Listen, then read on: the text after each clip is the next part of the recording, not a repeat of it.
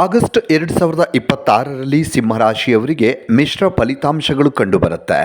ಈ ತಿಂಗಳು ಅಂದರೆ ಆಗಸ್ಟ್ ತಿಂಗಳು ನಿಮ್ಮ ರಾಶ್ಯಾಧಿಪತಿಯಾದ ಸೂರ್ಯ, ಗುರು ಮತ್ತು ಬುಧ ಗ್ರಹಗಳು ನಿಮ್ಮ ರಾಶಿಯಿಂದ 12ನೇ ಮನೆಯಾದ ಕರ್ಕಾಟಕ ರಾಶಿಯಲ್ಲಿ ಒಟ್ಟಿಗೆ ಸಂಚರಿಸೋದ್ರಿಂದ ವೆಚ್ಚಗಳು ಹೆಚ್ಚಾಗ್ತವೆ.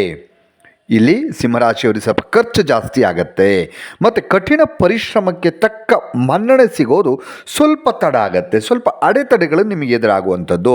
ಇದರ ಜೊತೆಗೆ ಶನಿ ಕೂಡ 8ನೇ ಮನೆಯಲ್ಲಿರೋದ್ರಿಂದ ನೀವು ಬಹಳ ತಾಳ್ಮೆಯಿಂದ ಆಗಸ್ಟ್ ತಿಂಗಳಲ್ಲಿ ಇರಬೇಕಾಗತ್ತೆ. ಸಿಂಹರಾಶಿಯವರು ವಿವಿಧ ಕ್ಷೇತ್ರಗಳಲ್ಲಿ ಆಗಸ್ಟ್ 2026ರ ಮಾಸ ಭವಿಷ್ಯದ ವಿವರಗಳನ್ನು ನೋಡೋದಾದರೆ, ಅಂದರೆ ಸಿಂಹರಾಶಿಯವರಿಗೆ ವಿವಿಧ ಕ್ಷೇತ್ರಗಳಲ್ಲಿ ಯಾವ ರೀತಿ ಇದೆ ನೋಡೋದಾದರೆ, ಮೊದಲಿಗೆ ಉದ್ಯೋಗ ಅಂತ ತಗೊಂಡ್ರೆ ಕಚೇರಿಯಲ್ಲಿ ಕಠಿಣ ಪರಿಶ್ರಮ ಪಟ್ಟರೂ ಕೂಡ ತಕ್ಷಣಕ್ಕೆ ನಿಮಗೆ ಪ್ರಶಂಸೆ ಸಿಗದೇ ಇರಬಹುದು. ನಾನು ಆಗಲೇ ಹೇಳಿದೆ, ಅಡೆತಡೆಗಳು ಎದುರಾಗ್ತವೆ. ನಿಮ್ಮ ಶ್ರಮಕ್ಕೆ ಫಲ ಸಿಗಬೇಕಂದ್ರೆ ಸ್ವಲ್ಪ ಕಾಲ ಕಾಯಬೇಕು. ಸಹೋದ್ಯೋಗಿಗಳಿಂದ ವಾದ ವಿವಾದಕ್ಕೆ ಎದುರಾಗುವಂಥ ಸಾಧ್ಯತೆ ಇದೆ. ಇಂತಹ ವಾದ ವಿವಾದಗಳಿದ್ದರೆ ಸ್ವಲ್ಪ ದೂರ ಇರೋದು ಒಳ್ಳೆಯದು. ಇನ್ನು 12ನೇ ಮನೆಯ ಗ್ರಹಗಳ ಪ್ರಭಾವದಿಂದಾಗಿ ವಿದೇಶಿ ಸಂಸ್ಥೆಗಳಲ್ಲಿ ಕೆಲಸ ಮಾಡುವಂಥವರಿಗೆ ಅಥವಾ ವಿದೇಶ ಪ್ರವಾಸ ಕೈಗೊಳ್ಳುವಂಥವರಿಗೆ ಈ ತಿಂಗಳು ಬಹಳ ಅನುಕೂಲಕರವಾಗಿರುತ್ತೆ ಸಿಂಹರಾಶಿಯವರಿಗೆ.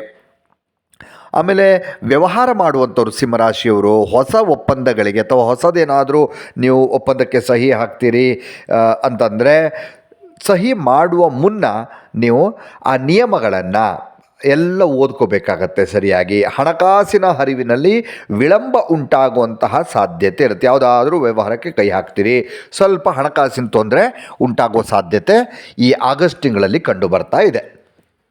ಇನ್ನು ಅನಗತ್ಯ ಖರ್ಚುಗಳು, ಅನಿರೀಕ್ಷಿತ ಪ್ರಯಾಣಗಳಿಂದಾಗಿ ನಿಮ್ಮ ಬಜೆಟ್ ಸ್ವಲ್ಪ ಏರ್ಪೇರಾಗಬಹುದು. ಸ್ವಲ್ಪ ಅಂದರೆ ನೀವು ಪ್ಲ್ಯಾನ್ ಮಾಡ್ಕೊಂಡಂಗೆ ಆಗದೇ ಇರಬಹುದು. ಸ್ವಲ್ಪ ಖರ್ಚು ಜಾಸ್ತಿ ಆಗೋ ಸಾಧ್ಯತೆ ಕಂಡು ಬರ್ತಾ ಇದೆ ಸಿಂಹರಾಶಿಯವರಿಗೆ. ಹಾಗೆ ಈ ತಿಂಗಳು ದೊಡ್ಡ ಮಟ್ಟದ ಹಣದ ಹೂಡಿಕೆ ಅಥವಾ ಯಾರಿಗಾದರೂ ಸಾಲ ಕೊಡೋದನ್ನು ಆದಷ್ಟು ತಪ್ಪಿಸ್ಬೇಕು. ಎಲ್ಲೂ ಇನ್ವೆಸ್ಟ್ ಮಾಡೋದಕ್ಕೆ ಹೋಗಬೇಡಿ. ಯಾರಾದರೂ ಸಾಲ ಕೇಳ್ತಾರೆ ಅಂದರೆ ಕೊಡೋದಕ್ಕೂ ಹೋಗಬೇಡಿ ಈ ತಿಂಗಳಲ್ಲಿ. ಯಾಕಂದರೆ ಕೊಟ್ಟಂಥ ಹಣ ವಾಪಸ್ ಬರೋದಿಲ್ಲ. ಹಾಗಾಗಿ ಹೂಡಿಕೆ ಮಾಡಿದ್ರೆ ಸ್ವಲ್ಪ ನಷ್ಟ ಅನುಭವಿಸ್ತೀರಿ ಈ ತಿಂಗಳಲ್ಲಿ. ಸ್ವಲ್ಪ ಈ ತಿಂಗಳು ಅಂದರೆ ಹೋಗೋ ತನಕ ಕಾಯಿರಿ.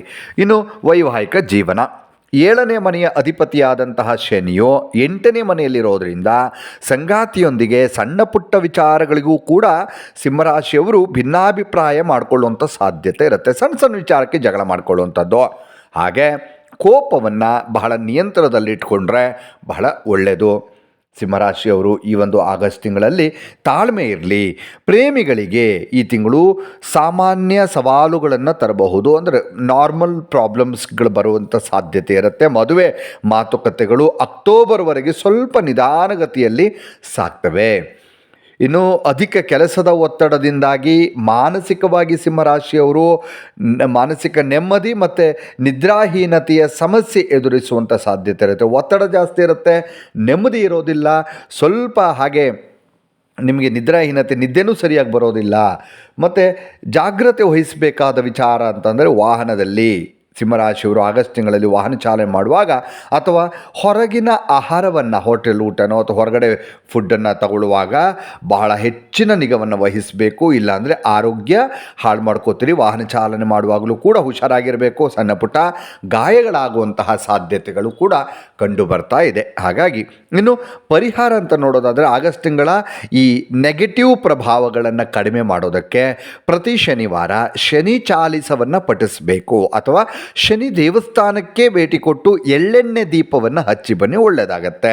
ಹಾಗೆ ಪ್ರತಿದಿನ ಬೆಳಿಗ್ಗೆ ಸೂರ್ಯ ದೇವರಿಗೆ ಅರ್ಘ್ಯವನ್ನು ಕೊಡುವಂಥದ್ದು, ಬೆಳಿಗ್ಗೆ ಕೊಡಬೇಕು ನೀವು 8 ಗಂಟೆ ಒಳಗೆ ಅರ್ಘ್ಯವನ್ನು ಕೊಡುವಂಥದ್ದು ಕೂಡ ಒಳ್ಳೆಯದಾಗತ್ತೆ. ಇನ್ನಷ್ಟು ವಿಡಿಯೋಗಳಿಗಾಗಿ ಮೀಡಿಯಾ18 ಕರ್ನಾಟಕ ಚಾನಲನ್ನು ಸಬ್ಸ್ಕ್ರೈಬ್ ಮಾಡಿ ಹಾಗೂ ಹೊಸ ವಿಡಿಯೋಗಳ ಅಪ್ಡೇಟ್ಗಳಿಗಾಗಿ ಬೆಲ್ ಐಕನನ್ನು ಕ್ಲಿಕ್ ಮಾಡಿ. Thank you.